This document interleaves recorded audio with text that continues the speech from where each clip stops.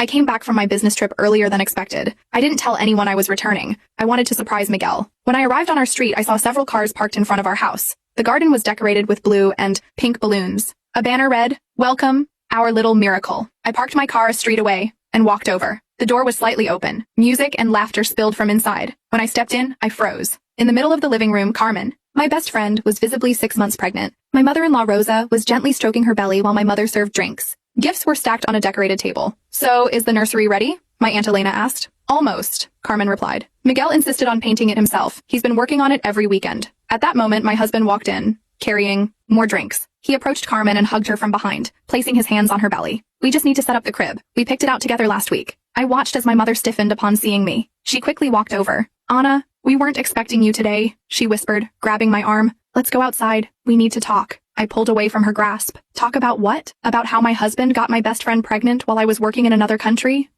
Chatter in the room died down. Carmen was the first to notice me. Her face turned pale. Miguel stood frozen, his hands still on her belly. "Anna," he began. "Don't you dare." I cut him off. "How long have you been cheating on me?" No one answered. My father, standing in a corner, couldn't even look me in the eye. "I can explain," Carmen said, taking a step forward. "We didn't want you to find out like this." "Oh? And how were you planning to tell me? After the baby was born, or when they turned 18? My mother-in-law stepped in. "Anna, please, think about the baby. Carmen doesn't need this stress in her condition." "Her condition?" I let out a humorless laugh. "The same condition I was. In 2 years ago when I lost my baby. Where was your concern then, Rosa?" The silence that followed was deafening. My mother tried again. "Honey, I know this is difficult." "Difficult for whom? For me, who worked nonstop for 9 months while my husband was sleeping with my best friend? Or for all of you who had to keep up the charade?" Miguel finally stepped away from Carmen. "Anna, can we talk privately? Don't make a scene." "A scene? No, Miguel. A scene would be telling everyone how you convinced me to take that overseas job. How you said we needed the money to start our family." I turned to Carmen. "Did he tell you that? Or did he say he was lonely and abandoned while his cruel wife chased her career?" Carmen started crying. "It wasn't like that. We didn't plan this." "Of course not.